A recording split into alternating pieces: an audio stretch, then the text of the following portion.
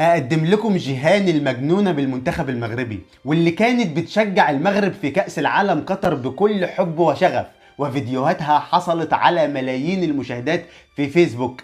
هناخد رأيها كده في خريطة المغرب وانسحاب الجزائر وشوية امور كده. قولي لي يا جيهان الاول، وحشك المنتخب المغربي طبعا؟ ايوه وحشني طبعا، منتخب عالمي. طيب، فاكرة اسماء لاعبين المنتخب المغربي ولا نسيتي؟ عارفاهم؟ ايوه طبعا. طب سمعيني كده طيب.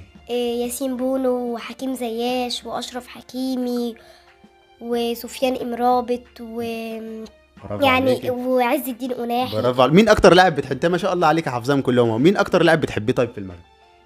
ياسين بونو. ياسين بونو حارس المرمى طبعا، حلو ياسين بونو برضه حلو. طيب، بصي نتفرج الاول على الفيديو الجميل ده بتاعك كده عشان نذكر مشاهدينا بيه. ماشي يلا نتفرج. لو كانت مصر غايبة عن كأس العالم فالمغرب موجودة وهشجعها. أنا مصرية وهشجع المغرب إن شاء الله. المغرب تكسب كل الماتشات وترفع رأس العرب. فرحانة بالقميص ده، وأحلى حاجة إن هو عليه اسمي. إيه رأيكم بقى؟ دايما المغرب وقلبي مع المغرب.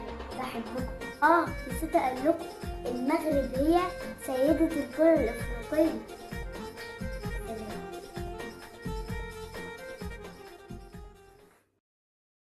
طيب يلا بينا اشرح لك الموضوع وتقول لي رايك.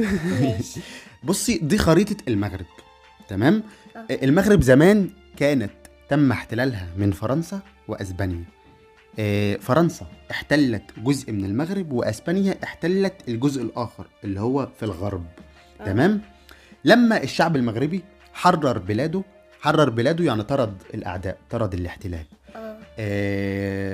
الجزء بتاع اسبانيا اللي كانت محتلياه، في مجموعه كده من اعداء المغرب قال لك ايه، لا احنا هنعمل دوله لوحدنا وهنعمل بلد انا لوحدنا. درست في المدرسه ان فرنسا استعمرت مصر. الاحتلال الفرنسي لمصر، احنا في الاستعمار دلوقتي بتاع المغرب يعني. بس هو اولا احب اوضح لك معلومه، هو ما اسموش استعمار، هم علموك كده غلط يعني الاستعمار دوت لا كلمه خطا. ليه بقى بنقول احتلال؟ الاحتلال دوت يعني بيسرق، يعني موجود معاك غصب عنك، محتلك وبينهبك وبيسرق خيرات بلدك يعني وبيهربها بره. يعني فهمتي؟ مثلا بيسرقوا حاجات ويروحوا بالظبط. هناك اما خلينا نقول احتلال مش استعمار. يعني فرنسا احتلت مصر مش استعمار. على فكرة كل بلادنا العربية تم احتلالها، بس بفضل الله طبعا قدرنا نحرر بلادنا كلها. ولكن مشكلتنا دلوقتي في المغرب ان المغرب كانت تم احتلالها من جزئين، فرنسا واسبانيا. والجزء اللي كانت محتليه اسبانيا، مجموعه من اعداء المغرب كده قال لك احنا هنعمل دوله لوحدنا. بمساعده مين بقى؟ الجزائر اللي عامله مشكله، وكل ما تشوف خريطه المغرب تنسحب من اي مباراه كره قدم. ده ينفع؟ لا ما ينفعش. فيعني عايز اقول لك ان هم بيدعموا. هم اصلا مالهم؟ هم مالهم فعلا، يعني على رايها والله هم مالهم. انا بحاول افهمها فبنفهمها تاني اهو. اي انسان طبيعي في الدنيا، اي حد هقول لك انت مالك. الجزائر مالها؟ في فريق اسمه نهضة بركان. تعرف طبعا نهضة بركان. انت الاول بتشجع مين في المغرب؟ يعني الوداد ولا الرجاء؟ انا عارف ان انت وداديه يعني، بس قولي للمشاهدين. الوداد. الوداد طبعا. المهم دلوقتي الجزائر سرقت قمصان نهضة بركان، سرقوا التيشيرتات عشان عليها ايه؟ خريطة المغرب كاملة شاملة الصحراء. وبيقولوا لا ان الصحراء ديت دولة لوحدها وبلد لوحدها، وقاموا سارقين التيشيرتات عشان فريق نهضة بركان ما يعرفش يلعب المباراة.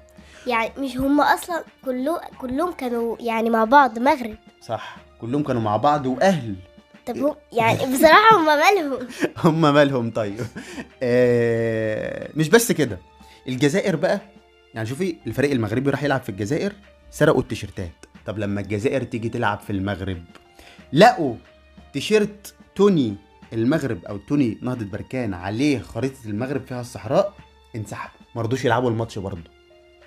طب ليه؟ ليه يعني بصراحة؟ يعني هم مالهم؟ انا هتجنن واعرف. هو اي حد في الدنيا هيتجنن. هم مالهم؟ طبعا يعني مشاكل سياسية وحاجات كده ملناش دعوة بيها. احنا بنتكلم في الكورة وعاملين الكلام ده للكورة بس، حابين نقول بس رأيك، تقول للمشاهدين رأيك. انا رأيي طبعا يعني هم مالهم اصلا يعني ما هم لهمش دخل. اهل مع بعض. هم اهل مع بعض. الجزائر مالها؟